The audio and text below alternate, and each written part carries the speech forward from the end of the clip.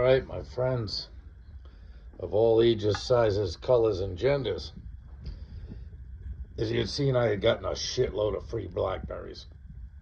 Now, I had watched some homestead videos or farm videos on how you kind of create your own slow ferment.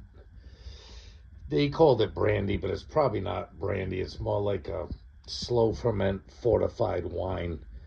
I prefer to call it the prison hooch because this is the kind of shit you would do if you were in prison. So you create a layer of blackberries. Now I'm not gonna beat them up a ton, you know what I mean? But I'll fucking smash them around a little bit using like a meat, you know what I mean? I won't do the whole thing for you. I'll just give you an idea how this is gonna go. So with each layer, you'll put a layer of blackberries in, right? You got a nice layer of blackberries. By the way, this is a 2-gallon anchor hocking jar with the lid. Here's the lid. You're gonna end up putting saran wrap over it anyway. But so once you do this, you're gonna add you put your layer of blackberries. You're gonna add a layer of, it's got to be organic raisins. You know what I mean? And the reason you're using organic raisins is because it's your best hope of getting some. These are organic blackberries. So between the organic blackberries and the organic raisins, it's your best hope of getting at least 1 grain of wild yeast. You'll probably get more because these haven't been treated. These fruits haven't been treated. They haven't been sprayed with anything, supposedly. So once you get the blackberries in, there is no formula to this. You're going to take your raisins and you're going to spread them around on that layer. Then you're going to, with no particular rhyme or reason, this isn't table sugar. It's a little bit higher than table sugar. It's industrial, commercial grade table sugar. So you figure, hey, it's about a half cup or more. And you're going to spread it all around that particular layer. It doesn't matter how accurate it is. So you've got a layer of blackberries. You've got some raisins mixed in there. You added some sugar. Well, what you got to do next is create another layer of blackberries, right? And we can spread these all around. Obviously, you're gonna want to keep a garbage bag around. So it's taken me about 4 packages to create a layer of blackberries. All right, perfect. Now this is all layered up. So you've got your first layer down bottom. You got your second layer. And of course, you repeat the same process again. You grab you some of these organic raisins, maybe a handful, doesn't matter. You spread them all around that layer. Get them in there. Get yourself another cup of sugar. I wouldn't use a whole cup, probably somewhere around a half, maybe a little more. Enough to spread all around that layer. Now you're going to repeat this process. Now here's where my understanding of the story comes in. This sugar is going to start to break down these berries. Once I get this jar filled and this sugar starts acting on these berries and whatnot, it's going to start to juice down. It's all going to start to compact and collapse on itself. Now here's where I'm going to do something a little different than what I've seen other people do with this kind of recipe. I've seen people do it with a lot of different stuff, and usually it's a little bit more juicy than blackberries. But I've got the option of not only having a very expensive cold pressed juicer, but I've also got a lot of cases of blackberries. So I'm going to fill this up. I'm probably not going to take it to the top. I'll probably take it to where the glass starts to come over the side to about here. So I got a little headroom. I'm going to let it sit for a day or two. See how much this sugar is interacting with these berries, whether it's starting to draw juice out of them or not. And of course, as soon as I turn the camera off, I'm going to start mashing the shit out of these berries. Because blackberries are not like apples or oranges, where the juice is just leaking out of them. Blackberries keep it pretty tight. So I have a feeling I'm gonna have to at least macerate them a little bit. That's probably the appropriate thing to do. But I'll leave a little headroom. And since I've got so many cases of blackberries, I can juice them. And instead of, as this stuff starts to compact a little bit over time, I can juice some blackberries and fill up the remaining volume with blackberry juice. Now, the thing about this, people, is this is not a quick ferment. I'm not going to put any yeast in here. The point of this is it's a slow ferment. There's going to be natural yeast on either the organic blackberries or the organic raisins. There's got to be a strain of yeast. In my years of moonshining, I probably had a half dozen buckets of moonshine mash kick off without me even adding yeast to it.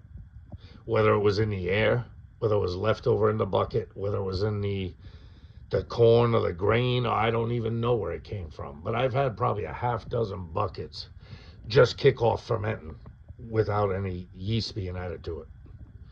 It's an amazing thing. Now, usually this is going to happen during the warmer weather.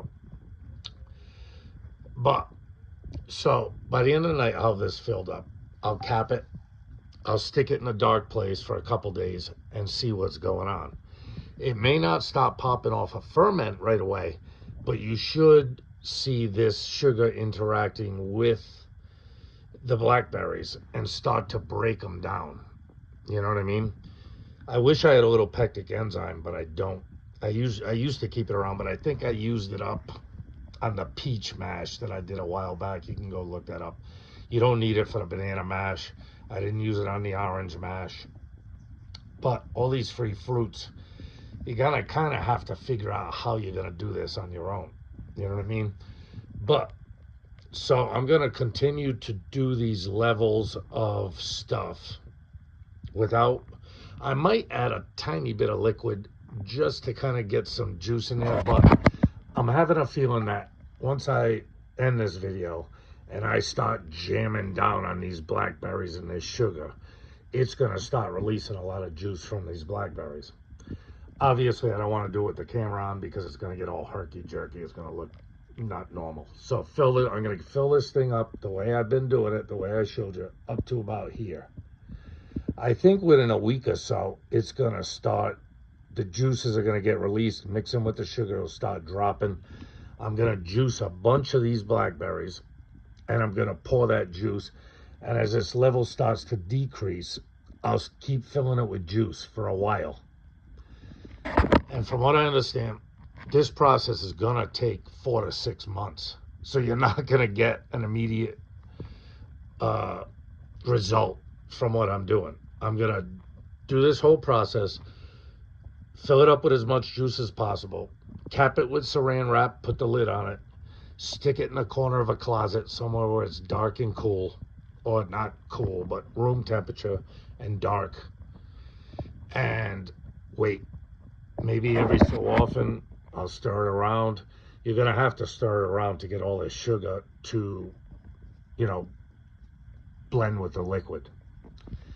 So when I was mentioning in the video about all the free blackberries I got about prison hooch, that was kind of an inside joke. This is what I meant by it. This is what I call prison hooch. Obviously, it's not going to go behind the toilet in the bathroom, and I'm not going to throw chunks of bread in it to get it to fucking ferment.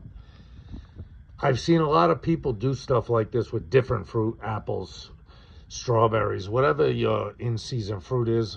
For me, I got 12 cases, 144 packages of free blackberries, organic blackberries. So I'll try to keep you updated, but I've got a ton of shit going on, and this is going to take forever to fucking figure out whether it works or not. It seems to work very well for some people. Obviously, at the end of the cycle, however long it takes, it's all going to have to get strained out, filtered, and you'll have some kind of slow ferment. Like I said, it won't be a brandy because a brandy has to be distilled. I don't know if schnapps has to be distilled, but I imagine it does. It's not going to be a liquor because you're not distilling it. You're just doing a slow ferment. You've got all this sugar. You've got all that fruit, pectin and sugar or whatever is inside of it. So it's going to have some oomph to it. Whether you want to call it a fortified wine, a slow ferment fortified wine, I guess that would be an appropriate name for it. But as soon as I hit the fucking stop button on this phone, I'm going to fill this up. And hopefully at some point in the future, you'll get an update. But in the meantime, I've got 3 of these jars. I'm probably only going to do 2 of them this way. And I think the rest of the blackberries, I'm either going to make a wine out of. 2-Bar PSI had sent me a suggestion saying I should make a blackberry wine out of it. Well, I never made a wine. It sent me down a rabbit hole of making wine. And then he told me, put it into one of your small barrels, let it sit there until it ages out and the wine becomes good, and then you'll have a used barrel to finish a whiskey in. And I was like, ooh, I didn't even think of that. So, some of the things, you guys leave me in the comments, hey, they hit home. That was a good idea.